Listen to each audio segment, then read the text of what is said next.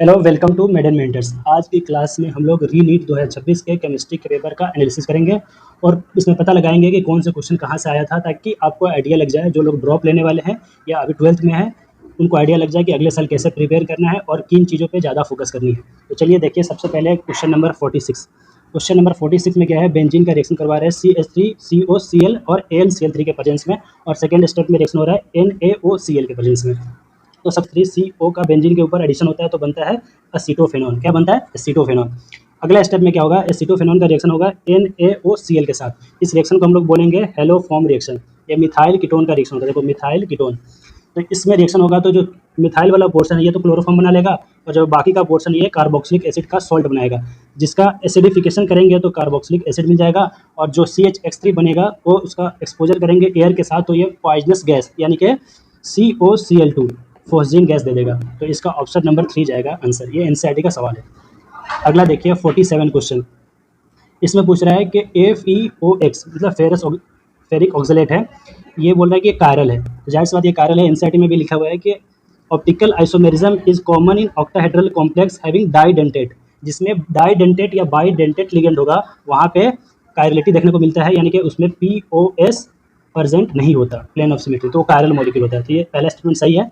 अगला क्या लिख रहा है कि ट्रांस, इसका ट्रांस जो है ये कायरल होता है। ट्रांस कायरल नहीं होता भाई, सिस कायरल होता है। देखो आप, केवल cis, only cis isomer shows optical isomerism. केवल सिस के पास POS नहीं होता, इसलिए ऑप्टिकल आइसोमेरिज्म शो करता है। ट्रांस वाला शो नहीं करेगा। तो सेकंड स्टेटमेंट रॉन्ग है और पहला वाला स्टेटमेंट सही है।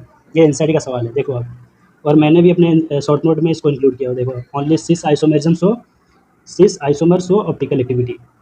3D में सोचिएगा तो यहाँ में POS प्रेजेंट नहीं। अच्छा, ये वाला भी क्वेश्चन होगा, कहीं आगे देखेंगे कि पूछेगा उसमें कि फेशियल और मेरिडायनल आइसोमेरिज्म कौन शो करेगा। तो MA3B3 टाइप का जो ऑक्टाहेड्रल कॉम्प्लेक्स होगा वो फेशियल मेरिडायनल टाइप का आइसोमेरिज्म शो करेगा। वो आगे चल देखेंगे आप लोग। तो ये 2 क्वेश्चन तो हो गया। अब देखो 48 नंबर क्वेश्चन। इसमें क्या है, इसमें यहाँ पे देखिए, तो इसमें हाइपर कंजुगेशन भी है और इधर रेजोनेंस भी है। इसमें पूछ रहा है कि इन following carbocation is stabilized by interaction of empty orbital with. तो इधर भी फील्ड सिग्मा ऑर्बिटल है और इधर क्या है, फील्ड पाई ऑर्बिटल। तो इसका ऑप्शन नंबर पहला हो जाएगा। ये हाइपर कंजुगेशन का थ्योरी है, इसको जब आप पढ़ेंगे तो इसका आइडिया लग जाएगा। और ये बहुत ही इंपॉर्टेंट है। इस बार नीट पहले वाले नीट में मेरे शॉर्ट नोट से करीब करीब 35 या 36 क्वेश्चन मैच कर रहे थे। इस बार तो 41 से 42 मैच कर रहे हैं। आपको यकीन नहीं होगा, आप टेलीग्राम पे जाकर देख सकते हो, मेरे शॉर्ट नोट पूरा अपलोड है। और यहाँ पे भी कुछ कुछ लगाए हुए हैं ताकि आप देख पाओ। ताकि देखो, एक अगला क्वेश्चन देखो 49। इसमें क्या है, पोटास एलम में कह रहा है कि पोटेशियम और सल्फेट आयन का रेशियो बताइए। एनसीईआरटी में केवल पोटास एलम का देख सकते हैं आप, मॉलिक्यूलर फार्मूला दिया है, तो इसको आप एनालाइज करके देख सकते हैं। और देखो, एलम का जनरल फार्मूला होता है M2SO4 M2-SO4 का होल थ्राइस डॉट 24H2O। अगर यहाँ पे जैसे इसका एग्जांपल हो जाएगा पोटासियम K2SO4 Al2SO4 का होल थ्राइस डॉट 24H2O। तो यहाँ पे देखिए, पोटेशियम का नंबर कितना है, 2, और सल्फेट का नंबर 1 और ये 3, 3 1 4। तो 2 पोटेशियम है, K प्लस कितना है 2, और सल्फेट कितना है, सल्फेट है 4। तो इसका रेशियो ले लेंगे तो कितना आ जाएगा 1:2। इसका आंसर चला जाएगा कहाँ गया, 1:2। देखो आप, अगला देखिए, ये तो बायोलॉजी का सवाल ही मानो आप। प्रोटीन और पेप्टाइड के बारे में पूछ रहा है। तो देखिए, tertiary structure of protein has 2 और मोर पॉलीपेप्टाइड चेन। ये गलत है, ये होता है क्वाटरनरी स्ट्रक्चर में। अगला देखो, only the protein having quaternary structure are biologically active. नहीं, टर्सरी स्ट्रक्चर वाले बायोलॉजिकली एक्टिव होते हैं।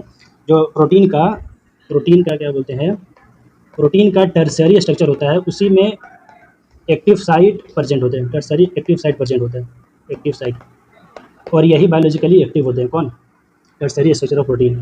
तो इसका आंसर जाएगा थर्ड। बीटा प्लेटेड स्ट्रक्चर में क्या होता है, peptide chain are held together by intermolecular hydrogen bonding. ये देखो इधर सेकेंड लेक्चर में कौन सा होता है, इंटरमॉलिक्यूलर हाइड्रोजन बॉन्डिंग। और टर्सरी स्ट्रक्चर में भी इधर लिखा हुआ है, देख लेना एक बार आप लोग अपने से। अगला देखिए क्वेश्चन नंबर 52। और कोई क्वेश्चन छोटा है क्या? नहीं, सही है। अब देखिए क्वेश्चन नंबर 52, देखिए एक बार। इसमें आपको सॉल्युबिलिटी का ऑर्डर पूछा है और दिया है KSP दिया है। KSP दिया है तो यहाँ से जैसे KSP AB टाइप सॉल्ट है तो इसका क्या हो जाएगा, S²। KSP क्या हो जाएगा, S²। तो यहाँ से सॉल्युबिलिटी निकालना है। इस तरह का एग्जांपल एनसीईआरटी में आप देख सकते हैं, प्रॉब्लम नंबर 7.26। तो इसको निकाल के चेक करना था। इसमें क्या था, कैलकुलेशन, सिर्फ कैलकुलेशन था। तो इसका आंसर जाएगा आंसर नंबर 4। जब इसको आप कैलकुलेट करेंगे तो इसका आंसर नंबर आ जाएगा 4। अगला देखिए, ये तो मतलब जनहित को जारी है। ये सबसे आसान क्वेश्चन है इलेक्ट्रॉन गेन एंथैल्पी का, कि थर्ड पीरियड वालों का इलेक्ट्रॉन गेन एंथैल्पी जो है सेकंड पीरियड वालों से ज़्यादा होती है। तो यहाँ पे कोल्ड्रिन वाला आंसर हो जाएगा, कोल्ड्रिन का ज़्यादा होता है फ्लोरीन का। उसके बाद फ्लोरीन में क्या होता है, लोन पेयर का रिपल्सन होता है, सेकंड पीरियड एलिमेंट है ना, इसलिए इसका इलेक्ट्रॉन गेन एंथैल्पी कम हो जाता है कोल्ड्रिन से। तो इसका थर्ड आंसर है। आप देखो एनसीईआरटी में टेबल दिया था, तो मैंने भी अपने एनसीईआरटी में क्या किया था, उसको एज अ सीक्वेंस अरेंज करा। कोल्ड्रिन सबसे आगे, उसके बाद फ्लोरीन, उसके बाद ब्रोमीन, उसके बाद आयोडीन। अगला देखिए आप, क्वेश्चन नंबर 54। ये कह रहा है for an ideal solution formed by mixing liquid P and Q, delta H mixture क्या है 0 और डेल्टा वी मिक्स भी क्या है 0। ये तो सही स्टेटमेंट है। अगला क्या है, ये इसमें बहुत सारे बच्चे जो है अच्छे से पढ़ नहीं पाए थे, तो ये सिली मिस्टेक कर गए। No interaction occur between P and Q. भाई सॉल्यूशन बन रहा है तो इसमें आइडियल सॉल्यूशन है, इसमें तो पी एंड क्यू में इंटरेक्शन होता है, लेकिन जो पी एंड क्यू में जो इंटरेक्शन होता है और पी का इंटरेक्शन और क्यू का इंटरेक्शन ये एक जैसा होता है। इंटरेक्शन तो होता है लेकिन एक जैसा इंटरेक्शन होता है। तो ये नो इंटरेक्शन वाला आंसर गलत होगा। तो इसका आंसर क्या हो जाएगा, 1 is correct, R is not correct. ये आप पढ़ सकते हैं एनसीईआरटी से। इंटरेक्शन तो होता है लेकिन नियरली इक्वल होता है। देखो आप, जैसे एग्जांपल क्या है, एन हेक्सेन, एन हेप्टेन का, ऐसा कुछ। अगला देखिए, ये क्वेश्चन अच्छा था। Amino acid that gives a blood red on treating with sodium fusion extract with sodium nitroprusside. देखो सोडियम नाइट्रोप्रोसाइड के साथ रेड ब्लड कौन देगा, जिसके पास नाइट्रोजन के साथ साथ सल्फर होगा। देखो इस सारे चारों क्या है, अमीनो एसिड, चारों के पास अमीनो एसिड है, नाम में ही अमाइन ग्रुप है। NH2 तो सबके पास होगा, आपको देखना है सल्फर किसके पास है। तो सल्फर कंटेनिंग अमीनो एसिड होता है cysteine and methionine, cysteine and methionine. तो इसका आंसर चला जाएगा मेथियोनिन, ऑप्शन नंबर 3। तो ये इजी क्वेश्चन है, मतलब ये है तो एनसीईआरटी का बेस, लेकिन आपको कंसेप्चुअली दिमाग लगाना है। जो कंसेप्चुअली साउंड लड़का है उसके लिए क्वेश्चन फ्री हिट है, वरना अगर आप दिमाग नहीं लगाएंगे, डायरेक्ट रेक्टिफिकेशन पे फोकस करेंगे, तो ये क्वेश्चन आप फंस जाएंगे, कहीं ना कहीं सिली मिस्टेक हो जाएगा आपसे। अगला क्वेश्चन देखिए, ये 56 क्वेश्चन नंबर में क्या है। सबसे पहले देखो आप, स्टैंडर्ड इलेक्ट्रोड पोटेंशियल पूछा है, for the half cell reaction पूछा है। हाफ सेल का आपको इलेक्ट्रोड पोटेंशियल पूछा है, और हाफ सेल का ही SRP दिया हुआ है, स्टैंडर्ड रिडक्शन पोटेंशियल दिया। तो अगर हाफ सेल का दिया हो और हाफ सेल का ही पूछा जाए स्टैंडर्ड इलेक्ट्रोड पोटेंशियल, तो वहाँ पे डेल्टा G वाला कॉन्सेप्ट ये लगाते हैं। ई नॉट सेल वाला, ई नॉट क्योंकि इंटेंसिव प्रॉपर्टी होता है, स्टैंडर्ड इलेक्ट्रोड पोटेंशियल इसको डायरेक्टली ऐड नहीं कर सकते, तो यहाँ पे डेल्टा G का कॉन्सेप्ट चलता है। तो ऐसा देख सकते हैं, इसका शॉर्ट, ये एक तरह का PYQ का क्वेश्चन है, इस तरह PYQ में पहले आया हुआ है, तो आप देख लो एक बार, ऐसा कुछ था, मैंने शॉर्ट नोट में इसको इंक्लूड किया था। इसको डायरेक्टली ऐसा भी कर सकते थे, मतलब तीनों रिएक्शन का N1 E1 करके, ऐसा डेल्टा G को डायरेक्ट ऐड करके। ये N क्या बताएगा, तो नंबर ऑफ इलेक्ट्रॉन, मतलब अलग अलग स्टेप में कितने नंबर ऑफ इलेक्ट्रॉन इन्वॉल्व है, इससे निकल सकते हैं आप इसका। तो इसका आंसर आ जाएगा ऑप्शन नंबर 2। ये इजी क्वेश्चन है, मतलब इस बेस पे। अगला देखो, इसमें क्या है 57 में, एसिडिक मीडियम में ऑक्जेलिक एसिड का टाइट्रेशन करवा रहे हैं KMnO4 सॉल्यूशन के साथ। तो टाइट्रेशन के एंड पॉइंट पे क्या होता है, नंबर ऑफ इक्विवेलेंट इक्वल हो जाएगा, बराबर। तो इसमें आपको करना क्या था, तो नंबर ऑफ इक्विवेलेंट बराबर करना था। तो आपको वॉल्यूम गिवन है, मोलरिटी गिवन है, तो इक्विवेलेंट क्या होता है, N1V1 बराबर N2V2। और N1 को क्या लिखेंगे, नॉर्मलिटी को लिखेंगे molarity into valency factor, N factor into V1। इसको भी लिख देंगे molarity into N factor into V2। और यहाँ पे आपको N फैक्टर ही देखना था, V1 V2 तो गिवन है 10 ml और इधर 10 ml। और वैलेंसी फैक्टर का ध्यान रखना था कि KMnO4 जो है, KMnO4 +7 से +2 जाता है एसिडिक मीडियम में, तो इसका वैलेंसी फैक्टर हो जाता है 5। और ऑक्जेलिक एसिड C2O4 2-। इसका देखिए, इसका क्या होता है, इसका वैलेंसी फैक्टर पर मॉलिक्यूल निकालते हैं, तो इसका वैलेंसी फैक्टर होता है 2। तो इसमें ध्यान क्या रखना था, तो आपको वैलेंसी फैक्टर पे, मतलब जो कॉन्सेप्ट इसका है कि आपको वैलेंसी फैक्टर ध्यान रखना है। बाकी तो नंबर ऑफ इक्विवेलेंट जब बराबर करेंगे तो तुरंत इसका आ जाएगा, मतलब एंड पॉइंट पे जो है मोलरिटी आ जाएगा, ऑप्शन नंबर 1।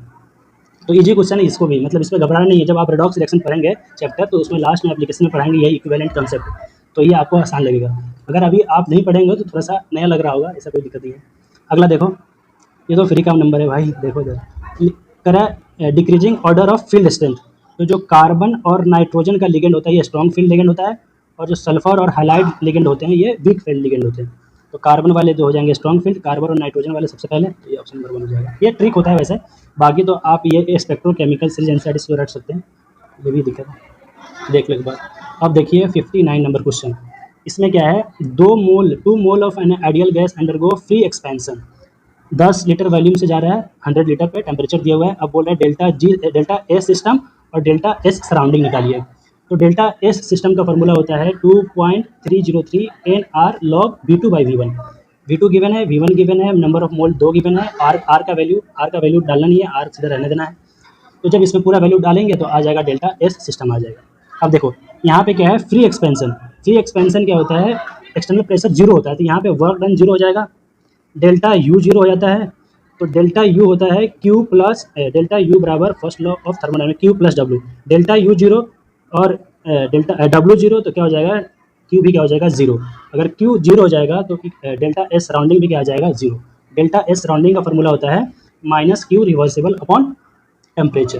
तो यहाँ पे अगर क्यू रिवर्सिबल जीरो हो जाएगा तो डेल्टा एस सराउंडिंग क्या हो जाएगा, जीरो। तो इसका ऑप्शन नंबर 4 आ जाएगा। डेल्टा एस सिस्टम इससे निकल जाएगा और डेल्टा एस सराउंडिंग क्या हो जाएगा, जीरो। ये भी एक कंसेप्चुअल अच्छा क्वेश्चन है। अगर आपको मतलब एक बार क्या करना, आप टेलीग्राम पे मेरे जाना, उस पर शॉर्ट नोट मेरे देखना, वहाँ पे हर चीज़ मतलब जो भी बता रहा हूँ ना, सब चीज़ उसमें मेंशन है। अच्छा ये क्वेश्चन देखो, ये 60 नंबर क्वेश्चन, ये बहुत ही बेहतर क्वेश्चन है।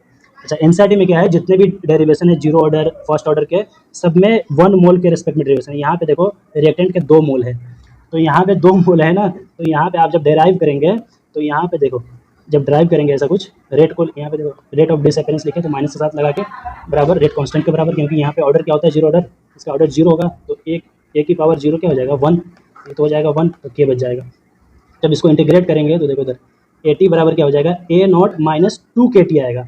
जनरली आता था जीरो ऑर्डर के फॉर्मूला में के टी, और यहाँ पे जो डिसोसिएटेड मोल होगा होगा 2 के टी। तो यहाँ पे जो टाइम का वैल्यू आएगा तो 0.75 आएगा। अगर एनसीईआरटी वाले हिसाब से बनाएंगे तो आपका 1.5 आएगा, जो कि गलत होगा। यहाँ पे आंसर जाएगा 0.25। तो ये अच्छा क्वेश्चन था। यहाँ पे बस एग्जामिनर क्या किया था, यहाँ पे कलाकारी किया था 2 मोल लेकर, तो इसको आपको फोकस करनी थी। अगला देखिए 61 नंबर क्वेश्चन, ये डायरेक्ट एनसीईआरटी का लाइन है डी ब्लॉक में। ये जो ट्रांजिशन मेटल होते हैं उनका मेल्टिंग और बॉइलिंग पॉइंट ज़्यादा होता है, क्योंकि वहाँ पे जो 3D और 4s में एनर्जी गैप कम होती है। तो 3D के इलेक्ट्रॉन और 4s के इलेक्ट्रॉन जो है मेटालिक बॉन्डिंग में शामिल होते हैं, इसलिए स्ट्रॉन्ग मेटालिक बॉन्डिंग होती है, इसलिए इनका मेल्टिंग पॉइंट और बॉइलिंग पॉइंट दोनों ज़्यादा होता है। तो ये दोनों स्टेटमेंट सही है और ऊपर वाले को एक्सप्लेन भी कर रहा है, तो इसका आंसर नंबर 1 जाएगा। ये देख लो एनसीईआरटी में, एक बार देख लेना। ये जो क्वेश्चन है 62, ये डेबाई हकल ओन सागर इक्वेशन का है, जो कि नो द स्ट्रॉन्ग इलेक्ट्रोलाइट के लिए बताते हैं कि इनफाइनाइट डाइल्यूशन पे जो है स्ट्रॉन्ग इलेक्ट्रोलाइट को एक्सट्रापोलेट करके आप निकाल सकते हैं लैम्डा एम इन्फिनिटी।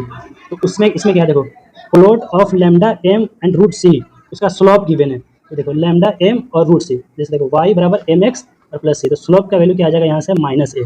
तो माइनस ए का वैल्यू दिया है आपको 90, तो ए का वैल्यू क्या आ जाएगा 90, और लैम्डा एम सी यानी कि molar conductivity at c concentration बराबर molar conductivity at infinite dilution minus a root c. A का वैल्यू पता है, रूट सी दिया है आपको 0.01 यानी कि 10 की पावर -2, और लैम्डा एम सी दिया है कितना, लैम्डा एम सी दिया 145। देखो इधर मोलर कंडक्टिविटी सी कंसंट्रेशन में दिया है 145, तो मोलर कंडक्टिविटी इनफाइनाइट डाइल्यूशन पे लाएंगे तो इस वाले इलेक्ट्रोलाइट का एक्स वाई का ये मोलर कंडक्टिविटी आ गया। तो एक्स वाई में कटायन भी है, एक्स प्लस और वाई माइनस, दोनों को जोड़ेंगे तो कितना आएगा 154। इसको जब ऐड करेंगे इधर जाएगा तो 154। तो इसका कटायन को तो दिया है कितना 74, यहाँ पे देखो आप, तो यहाँ पे एनायन का आ जाएगा कितना 80। ये अच्छा क्वेश्चन था थोड़ा सा एग्जाम के लिए, क्योंकि एग्जाम में हम नीट वालों को प्रेशर ज़्यादा होती है, क्योंकि 1 मिनट में क्वेश्चन करना होता है, इसलिए ये क्वेश्चन अच्छा लेवल का माना जाएगा इन जनरल। अगला देखो आप, ये 63 नंबर क्वेश्चन, इसमें क्या है, अमाउंट ऑफ कार्बन डाइऑक्साइड पूछा है कि कार्बन डाइऑक्साइड का अमाउंट बताइए। अच्छा एन ब्यूटेन, ब्यूटेन का फॉर्मूला क्या हो जाएगा C4H10। तो इसका जब मोलिकुलर वेट निकालेंगे तो आपको ना 4 कार्बन, तो 12 × 4 क्या हो जाएगा 48 प्लस 10, ये हो जाएगा 58 यानी कि 2 मोल एन ब्यूटेन का जब आप कंबसन कराएंगे तो कितना, जैसे कंबसन का बैलेंस इक्वेशन लिख दो, तो 1 मोल ब्यूटेन से मिलेगा आपको 4 मोल CO2, तो 2 मोल से मिल जाएगा 8 मोल CO2, 8 मोल CO2। अच्छा एक CO2 का कितना वेट होता है 44 ग्राम, तो 44 को आप 8 से मल्टीप्लाई करेंगे तो तुरंत आ जाएगा 352 ग्राम। तो इसका ये हो गया। अगला देखो 64 क्वेश्चन, ये भी अच्छा क्वेश्चन है, ये भी मतलब अच्छा क्वेश्चन माना जाएगा इसको एग्जाम में। जिनको कंसेप्चुअली स्ट्रॉन्ग है उनके लिए तो आसान है, उनका कैलकुलेशन भी इसमें चेक हो जाएगा कि आपका कैलकुलेशन कितना अच्छा है। देखो जैसे रेट कांस्टेंट और आर्हेनियस कांस्टेंट में इक्वेशन का रिलेशन होता है ना टेम्परेचर के साथ, तो इसमें ये होता है K बराबर A e⁻⁻ जब इसका ln लेते हैं तो इसका फॉर्मूला ये हो जाता है ln बराबर ln तो इसको जब y बराबर mx से कंपेयर करेंगे, देखो इधर ln और इधर, तो इसका जो स्लोप आएगा क्या आएगा -EA/r, और इसका जो इंटरसेप्ट यानी कि y स्लोप जो y पे कट करता है ना, उसका ओरिजिन से डिस्टेंस को बोलते हैं इंटरसेप्ट। तो इंटरसेप्ट क्या आ जाएगा ln, तो ln का वैल्यू हो जाएगा आपको 6। तो इसका एंटी लॉग लेंगे तो ln को बोलते हैं लॉग, ln का मतलब होता है लॉग बेस e अगर x है तो ln x, तो log बेस ई एक्स। तो इसका जब एंटी लॉग लेंगे तो ln तो हट जाएगा, और जो बेस है, बेस जो बराबर के बाद वाला होता है ना, ये बेस की पावर में आ जाता है, बेस की पावर में आ जाता है, बराबर के बाद वाला बेस की पावर में आ जाता है, तो ऐसा कुछ होगा। तो a का वैल्यू आ गया e के पावर 6, और इसमें k का वैल्यू दिया है आपको, देखो रेट कांस्टेंट का वैल्यू दिया है e की पावर 2, तो रेट कांस्टेंट का वैल्यू डाल दो, a का वैल्यू आ गया, इधर जाएगा तो क्या हो जाएगा e की पावर -4, और ये -6 जाएगा इधर, e की पावर -6, और ये e की पावर 2, तो ये क्या हो जाएगा e की पावर -4। जब इसको काट कपट करेंगे, इसका मतलब सोल्यूशन करेंगे, तो आ जाएगा टेम्परेचर का वैल्यू 200 केल्विन। तो इसका आंसर जाएगा ऑप्शन नंबर 3। अगला देखिए 65, ये क्वेश्चन अच्छा था थोड़ा सा। देखो इसमें क्या है, बैटरी वाले पोर्शन में इलेक्ट्रोकेमिस्ट्री में थोड़ा सा दिया हुआ है कि NH4Cl से रिडक्शन करा देना तो MnO2 चला जाता है MnOH, यानी कि +4 से +3, उसी को बेस बना के ये क्वेश्चन पूछा है। देखो पहले में क्या है, heating NaCl with concentrated H2SO4 and MnO2 result in oxidation of Mn।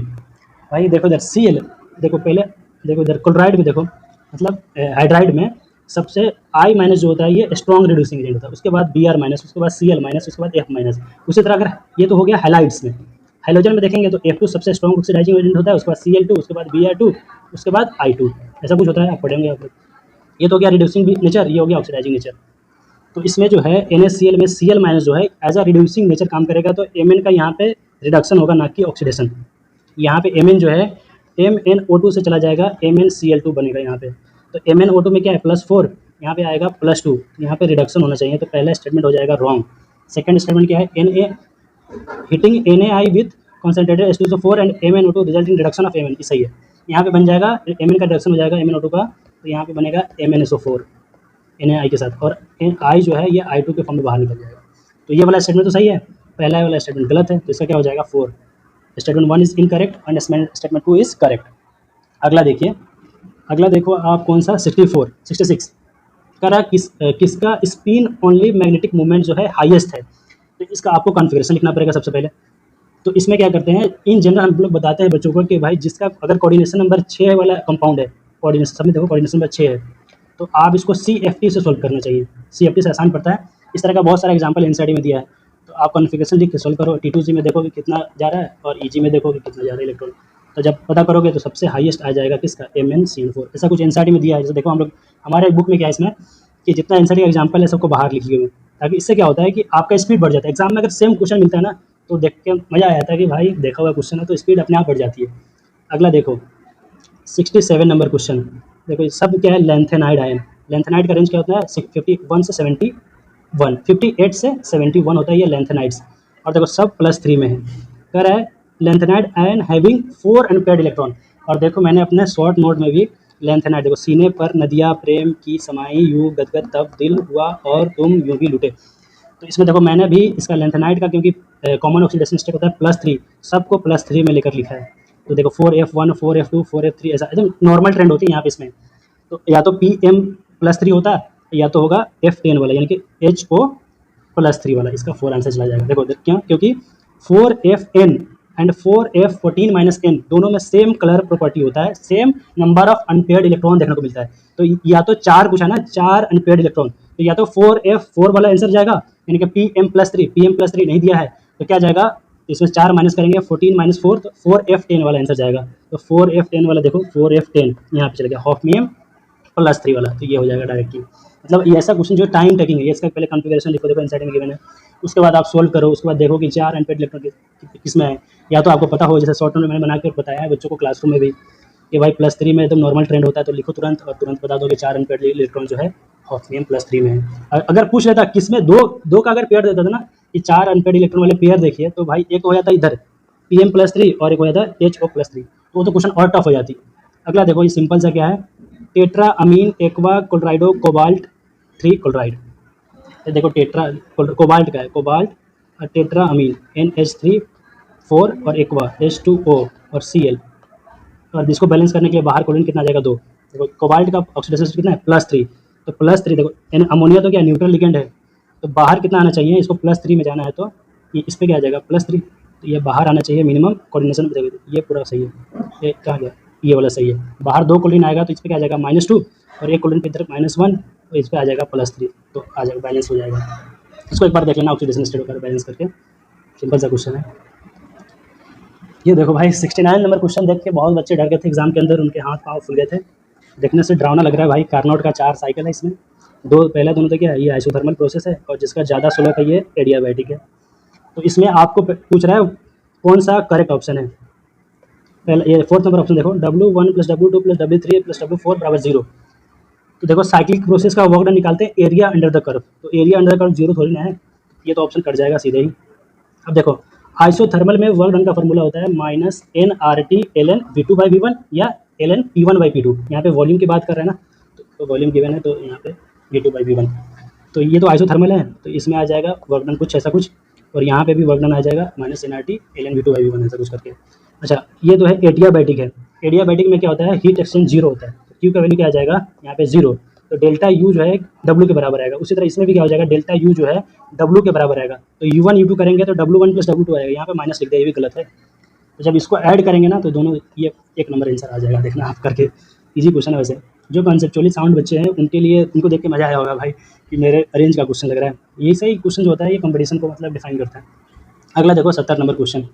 भाई ये तो मतलब सिंपल प्रेडिक्टेबल क्वेश्चन है। First ionization energy oxygen is lower than that of nitrogen and fluorine. सही है, क्योंकि देखो जब loss of an electron, oxygen पे क्या 2p4, loss of an electron leads to stable high field P orbital. सही है, दोनों का सही एक्सप्लेनेशन भी है, तो इसका आंसर पर माना जाए देखो हाफ फील्ड। शॉर्ट नोट में सब है भाई। अगला देखिए 71, an ideal solution does obey Raoult law throughout the composition range. सही है।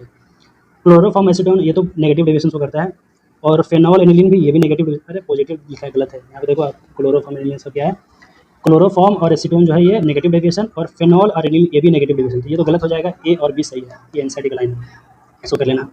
और आपको वीडियो थोड़ा सा मेहनत लगता है, एफर्ट लगता है, आप चैनल को सब्सक्राइब कर दिया करिए और थोड़ा शेयर वर्क कर दिया करिए, उससे मोटिवेशन आता है। तो आपके लिए और ज़्यादा हार्ड वर्क करके अच्छा वीडियो लाएंगे इन फ्यूचर। और यहाँ से मैं ऑफलाइन कोचिंग वगैरह छोड़ चुका हूँ अभी फिलहाल, तो सोच रहा हूँ यूट्यूब पे कंटिन्यू करूँ पूरे कंसिस्टेंसी के साथ। तो आप लोग हेल्प करिए थोड़ा सा, वही मोटिवेशन होता है मेरे लिए। तो अगला देखिए ग्रिग्नार्ड रिएजेंट का रिएक्शन है भाई। ग्रिग्नार्ड रिएजेंट का जो एसिड बेस रिएक्शन होता है बहुत ही फास्ट होता है भाई। ग्रिग्नार्ड रिएजेंट जो है ये तलाश में रहता है कि कहाँ हमको H+ मिल जाए, तुरंत लेके भाग जाए। ये R- देता है, तो ये तो R- देगा इधर से, और ये H+ लेकर तुरंत इसके साथ मिलकर बना लेगा ये वाला कंपाउंड। ये तुरंत देखो इधर सब में क्या है, हाइड्रोजन निकाला और एल्केन बन जाता है। और Grignard reagent as a nucleophile काम करता है, मतलब उसके साथ एल्डिहाइड के साथ, कीटोन के साथ, कार्बोक्सिलिक एसिड डेरिवेटिव में, बाकी हर जगह जो है ये एज अ बेस काम करता है, हाइड्रोजन लेकर भाग जाता है। यहाँ से R- निकलेगा और हाइड्रोजन लेकर भाग जाएगा, एल्केन बना लेगा, ऐसा कुछ। ये पढ़ोगे आप क्लासरूम में थोड़ा सा, जब आप प्रैक्टिस करेंगे तो ये क्वेश्चन सब आसान लगेगा आपको। देख के डरो मत, अभी आप कोशिश करिए थोड़ा सा। अगला देखिए, ये तो सिंपल सा क्वेश्चन है पूरा, देखो boron has maximum covalency of 4। एकदम सही स्टेटमेंट है, सेकंड पीरियड एलिमेंट है ना पी ब्लॉक का, तो मैक्सिमम कोवैलेंसी कितना होगा 4। Beryllium has 3 valence electron. भाई बेरिलियम के पास 3 कहाँ से होगा, 2s2 और 2p, तो यहाँ पे 3 1 4 ना होगा, ये गलत है। अच्छा एल्युमिनियम हैज़, इस पर पढ़ लो, ये भी गलत है भाई। Aluminium has 5 valence orbital. Aluminium के पास क्या होगा 3s2 3p और 3d। तो ये यहाँ पे होगा 5 3 8 1 9, यहाँ पे ऑर्बिटल क्या हो जाएगा 9, ये लिखा है 5, गलत है ये भी। तो सिंपल सा है। अगला देखो आप। अच्छा 74 नंबर क्वेश्चन देखिए, ये थोड़ा सा है क्वेश्चन आसान, लेकिन ऐसा बनाया गया है, ऐसा वोकाल है इसमें क्वेश्चन में, देख के लग रहा है जैसे बहुत टफ क्वेश्चन भाई। इसमें थोड़ा सा थर्मोडायनेमिक का टच है और इक्विलिब्रियम का भी टच है। इसमें क्या कर रहे हैं देखो आप, at 60 degree Celsius the concentration of N and D are equal. अगर कंसंट्रेशन इक्वल है तो आपके इक्विलिब्रियम क्या होगा, प्रोडक्ट का कंसंट्रेशन अपॉन रिएक्टेंट का कंसंट्रेशन। अगर दोनों बराबर हो जाएगा तो के इक्विलिब्रियम का वैल्यू क्या आ जाएगा 1। अगर के इक्विलिब्रियम 1 है तो किसी भी लॉग या एन का 1 का वैल्यू कितना आता है 0, तो डेल्टा जी हो जाएगा 0। डेल्टा जी का फॉर्मूला होता है डेल्टा जी नॉट, ये बहुत फेमस क्वेश्चन मतलब फार्मूला है, -nRT ln के इक्विलिब्रियम। तो के इक्विलिब्रियम का वैल्यू कितना है 1, तो ln 1 क्या हो जाएगा 0, तो डेल्टा जी नॉट भी हो जाएगा 0। अब इसमें आपको पूछा क्या है, entropy change, standard entropy change. देखो और गिवन क्या है, स्टैंडर्ड इंथैल्पी चेंज गिवन है। देखो इंथैल्पी चेंज गिवन है, डेल्टा जी तो 0 हो गया, और इंट्रोपी चेंज पूछा है, टेम्परेचर भी दिया है। तो तुरंत जब आप काट कपट करोगे तो तुरंत 2 आंसर आ जाएगा। टेम्परेचर इसको कितना हो जाएगा 373 333, और इसको जब डिवाइड करेंगे तो 2 आ जाएगा आंसर। तो आसान क्वेश्चन है थोड़ा सा। अच्छा ये देखो तो भाई ये तो सिंपल सा इससे मिला इधर, जैसे PCl5 इसका हो जाएगा sp3d ट्राइगोनल बाई पिरामिडल। तो ए का तो हो जाएगा 3। अच्छा Ni इधर इसमें, इसको देखो लास्ट वाले को, Ni+2 Ni+2 यानी कि 3d8 इसमें क्या हो जाएगा dsp2 आ जाएगा सीधे। आप इसको जब करेंगे ना, ये क्लियर स्ट्रॉन्ग फील्ड लेकर है ना Cl, ये आ जाएगा dsp2 यानी कि स्क्वायर प्लेनर, तो d का हो जाएगा 2। डी का 2, ए का 3, ऑप्शन नंबर 2। भाई आसान क्वेश्चन है, आप प्रैक्टिस करना है, आ जाएगा ये। अच्छा ये क्वेश्चन जो है 76 76 नंबर क्वेश्चन बहुत ही अच्छा है। देखो इधर इसमें क्या है, ट्रांस में बी मतलब ट्रीटमेंट करें ट्रांस 2 ब्यूटेन Br2CCl4 के साथ। तो देखो ट्रांस में Br2CCl के प्रेजेंस में एंटी एडिशन होता है, क्योंकि इसके पास लोन पेयर है तो एंटी एडिशन होता है। इस इलेक्ट्रोफाइल के पास लोन पेयर है तो इसमें एंटी एडिशन होगा। जब आप ऑर्गेनिक पढ़ेंगे ना एल्केन चैप्टर, एल्कीन चैप्टर, तो उसमें बताया जाएगा चीज़। तो जब ट्रांस में एंटी एडिशन करते हैं ना, तो जो फिशर होता है इसे इसको वर्टिकल और जेंटल बोलते हैं फिशर, उसमें ग्रुप जो है सेम साइड आएगा। तो जब सेम साइड आएगा ना तो उसमें ब्रोमीन के पीछे ब्रोमीन आएगा, मिथाइल के पीछे मिथाइल आएगा। तो जब इसको इसको देखो आप रोटेट करके भी देखोगे ना तो नहीं आ रहा। तो पहला स्टेटमेंट तो गलत है। अब सेकेंड वाला देखो, सिस 2 ब्यूटीन का ट्रीटमेंट करवा रहे हैं alkaline KMnO4। Alkaline KMnO4 bear agent बोलते हैं इसको। इसमें क्या होता है, सिन हाइड्रोक्सिलेशन, मतलब सेम साइड से इसमें हाइड्रोक्सिलेशन होगा, यानी कि 2 OH ग्रुप जुड़ेगा भाई, 2 OH। तो इसमें 2 OH जुड़ेगा तो देखो ऐसा कुछ होगा। तो देखो एक के पीछे एक, इसको रोटेट करेंगे तो एक के पीछे एक आ रहा है, यानी कि ये सही है। तो स्टेटमेंट 1 तो हो जाएगा इनकरेक्ट और स्टेटमेंट 2 हो जाएगा करेक्ट। अगला देखिए, अच्छा सोडियम लिक्विड अमोनिया के साथ क्या बनता है, तो आप देखें इधर ट्रांसएल्किन और देखो इसको बोलते हैं पार्शियली डीएक्टिवेटेड पैलेडाइज्ड चारकोल, यानी कि इसको बोलते हैं लिंडलार कैटलिस्ट। तो यहाँ पे बनेगा सिस एल्किन, यहाँ पे सिस और ट्रांस, तो ये तो हो जाएगा GI। तो इसका हो जाएगा 77 का नंबर 1 GI। और ये HBr पर ऑक्साइड है तो यहाँ पे तो हो जाएगा वही, मतलब क्या एंटी मार्कोनिक एडिशन। और इधर क्या HBr के साथ ही मार्कोनिक एडिशन होगा। इसको आगे तक जाना ही नहीं है भाई, यहीं पे आंसर आ रहा है। जब K और L जो है ये ज्योमेट्रिकल दे रहा है तो ऑप्शन भी दिया है, तो मारो हटाओ आगे बढ़ो। अच्छा फेशियल और मेरिडायनल, तो Ma3B3 वाला देगा कौन सा, कहाँ गया ये, ऑप्शन नंबर 1। अच्छा इधर देखो, लिथियम एल्युमिनियम हाइड्राइड, ये क्या करेगा, C इसको बना देगा CH2NH2 ऐसा कुछ। बेंजीन यहाँ पे ऐसे लगेगा, यहाँ फिनाइल लगा दो सर, ठीक है। तो यहाँ पे तो आपको एनिलीन नहीं मिल रहा। अच्छा ये KOHBr2 ये हो गया Hoffmann HBD, Hoffmann bromamide degradation. तो CO बाहर निकल जाएगा, यहाँ पे मिल जाएगा आपको एनिलीन। तो ये तो भी ये ऑप्शन सही है, ये तो गलत हो गया भाई। NaBH4 तो किसको रिड्यूस करता है, एसिड हैलाइड, अल्डिहाइड और कीटोन, 3 को। यहाँ पे तो कुछ होगा ही नहीं, ये भी गलत है। अच्छा ये क्या है, थैलीमाइड, मतलब ये एसिड एनालाइड है, एसिड एनिलीड है, ये उसको इसका बोलते हैं ना एनिलीन के प्रिपरेशन इस्तेमाल करते हैं। तो यहाँ पे हो जाएगा वाटर के प्रेजेंस में हाइड्रोलाइसिस होगा, तो यहाँ पे भी मिल जाएगा एनिलीन। तो इसका आंसर जाएगा B और D, B और D ये हो गया। ये मिला दो भाई, रटने वाला NCERT का टेबल का है, तो ये मिला दो, आपका आंसर मिल जाएगा ऑप्शन नंबर 2। अगला देखिए, ये सिंपल सा रिडॉक्स, देखो NCERT में इससे बेहतर मतलब कंपाउंड दिया जिसका आपको ऑक्सीडेशन स्टेट निकालना है, तो ये भी आसान क्वेश्चन है। अगला देखिए, वैसे पेपर अच्छी बैलेंस है भाई, नीट में हालत ख़राब हो जाती है बच्चों को। अच्छा ये एल्डोल कंडेंसेशन रिएक्शन है, और एल्डोल में भी NCERT का जब बैक एक्सरसाइज देखिएगा ना तो उसमें बहुत अच्छे क्वेश्चन दिए हैं। और एल्डोल में हम लोग ट्रिक बताते हैं कि पानी निकालना है अल्फा से, अल्फा पोजीशन देखो sp2 के बगल में जो sp3 कार्बन होता है उसमें जो हाइड्रोजन मौजूद होता है उसको बोलते हैं अल्फा हाइड्रोजन। sp2 कार्बन के बगल वाले sp3 कार्बन पे जो हाइड्रोजन प्रेजेंट है उसको हम लोग बोलते हैं अल्फा हाइड्रोजन। और कार्बोनाइल का ऑक्सीजन को गैप करते हैं 2 मोल में से, तो अल्फा बीटा अनसेचुरेटेड मिलता है, ठीक है, कंपाउंड, उसी को बोलते हैं एल्डोल कंडेंसेशन प्रोडक्ट। और यहाँ पे अल्फा बीटा नहीं है, तो ये तो ऑप्शन नंबर 1 होगा इसका, ये ऑप्शन नंबर 1। ये सिंपल सा है, देखो फेप्टा ऐसे बना लो, 4 कार्बन, यहाँ पे जहाँ पे एक छोड़ के आ जाएगा ना, मतलब अल्टरनेट आ जाएगा डबल बॉन्ड, तो वही हो जाएगा, क्या हो जाएगा, कंजुगेटेड डबल बॉन्ड। यहाँ पे भी अल्टरनेट नहीं आएगा, यहाँ पे भी नहीं आएगा, सीधे 1 3 पे आ जाएगा अल्टरनेट डबल बॉन्ड। मतलब एक डबल बॉन्ड के बाद एक गैप होकर अगला डबल बॉन्ड आ जाए तो वहाँ पे हो जाएगा कंजुगेटेड डबल बॉन्ड सिस्टम। तो ये वाला ऑप्शन चला जाएगा आंसर। अगला देखिए, oxidation of para nitrotoluene with acidic KMnO4।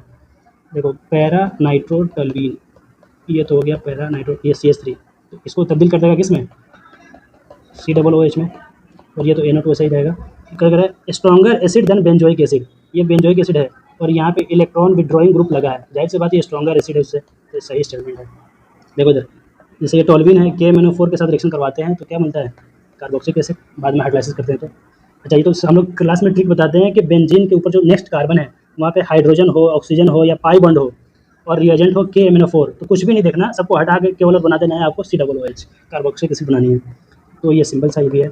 अच्छा अगला क्या है, रिडक्शन ऑफ पैरा नाइट्रोटोल्विन, टोल्विन का रिडक्शन करवाना है पैरा नाइट्रोटोल्विन, ऐसा कुछ है।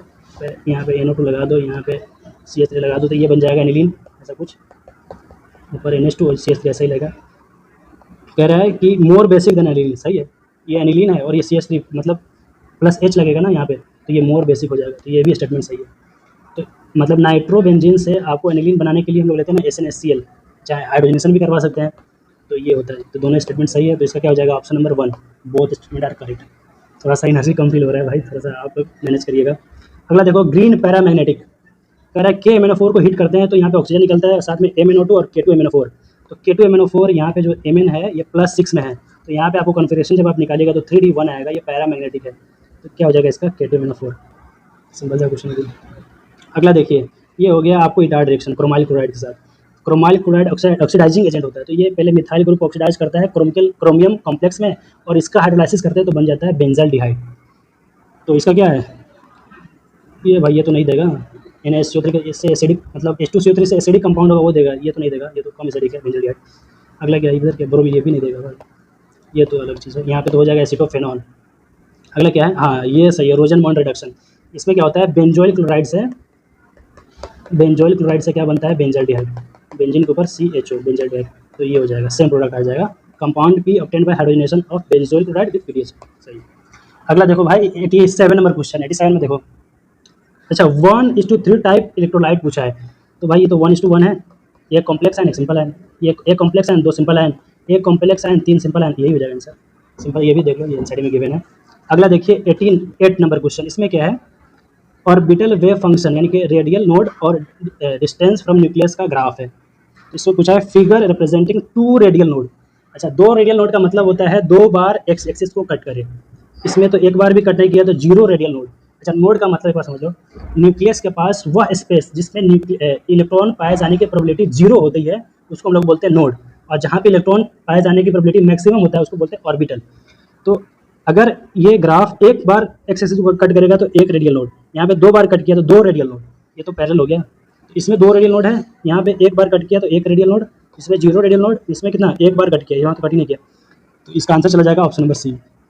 अगला देखो, ये अच्छा क्वेश्चन है ये भी, arrange the following compound in the increasing order polarity. ये देखो पोलैरिटी का यहाँ पे इन्वॉल्वमेंट होता है हाइड्रोजन बॉन्डिंग के साथ और बॉइलिंग पॉइंट से रिलेट करते हैं। तो आपसे बॉइलिंग पॉइंट डायरेक्टली तो नहीं पूछा, पोलैरिटी पूछ लिया है। तो देखो ये एनसीईआरटी का समरी है, कुछ कहीं बुक में दिया हुआ अल्कोहल वाले चैप्टर में अल्कोहल का बताया है कि बॉइलिंग पॉइंट कीटोन से एल्डिहाइड से ज़्यादा होता है, उसी तरह ईथर वाले में दिया है एल्केन से ज़्यादा होता है, क्योंकि कार्बोक्सिलिक एसिड सबसे बेहतर हाइड्रोजन बॉन्डिंग करता है, सबसे जोरदार हाइड्रोजन बॉन्डिंग कौन करता है, कार्बोक्सिलिक एसिड। इसलिए कार्बोक्सिलिक एसिड का बॉइलिंग पॉइंट सबसे ज़्यादा होता है, क्योंकि वाटर भी एक पोलर कंपाउंड है और ये भी अच्छा से हाइड्रोजन बॉन्डिंग करता है, दोनों पोलर। तो यहाँ पे हाइड्रोजन बॉन्डिंग मैक्सिमम होती है, तो ये वही देखना था एक तरह से, हाइड्रोजन बॉन्डिंग ही देखना था इसमें किसमें ज़्यादा होगा। इनडायरेक्ट क्वेश्चन है एक तरह से, तो इसका ऑप्शन नंबर 4 आ जाएगा, देख लेना, इसे मैच करा लेना आप लोग। ये एनसीईआरटी का ही समरी दिया हुआ है, एनसीईआरटी से नहीं लेकर शॉर्ट नोट से मतलब मैनेज कर लिया। अगला देखिए क्वेश्चन नंबर क्या है, एक बार देखो आप, क्वेश्चन नंबर 90, इसमें क्या है, आपको कॉन्फ़िगरेशन लिखकर सॉल्व करना था। कॉन्फ़िगरेशन यानी कि जो मॉलिक्यूलर ऑर्बिटल का कॉन्फ़िगरेशन होता है ना, sigma 1s, sigma star 1s, sigma 2s, sigma star 2s, ऐसा कुछ करके, और ये Ne2 7 से ज़्यादा वाला है, तो इसमें आपको एक्शन यहाँ पे 2s 2p मिक्सिंग नहीं होती, तो कोई सिग्मा 2pz को आपको आगे नहीं लाना, नॉर्मल लिखना है। तो इसमें आ जाएगा इसका आपको सिग्मा स्टार 2p वाला ऑप्शन आ जाएगा इसका आंसर। वैसे मेरा बैटरी वगैरह सब खत्म हो गया अभी। थैंक यू, अगर आपने जैसे इतना देखा सब कुछ, इसके लिए थैंक यू। और आगे क्या करना है, आपको शॉर्ट नोट पे थोड़ा ध्यान दीजिए, और मैं कोशिश करूँगा अपने शॉर्ट नोट से और अच्छे वे में प्रिपेयर करके आपको यूट्यूब पे डालूँ, ताकि आपके लिए इसका बेनिफिट हो सके। और एनसीईआरटी पे फोकस करिए और क्वालिटी क्वेश्चन प्रैक्टिस करिए, जेईई मेंस के क्वेश्चन करिए, जो क्वालिटी हम आगे चल के चैनल पे लाएंगे, अच्छे से क्वेश्चन देख के पिकअप करके जेईई मेंस के और एग्जाम्पलर वगैरह के क्वेश्चन। और बाकी पढ़ते रहिए, हंसते रहिए, खेलते रहिए, मुस्कुराते रहिए बच्चों।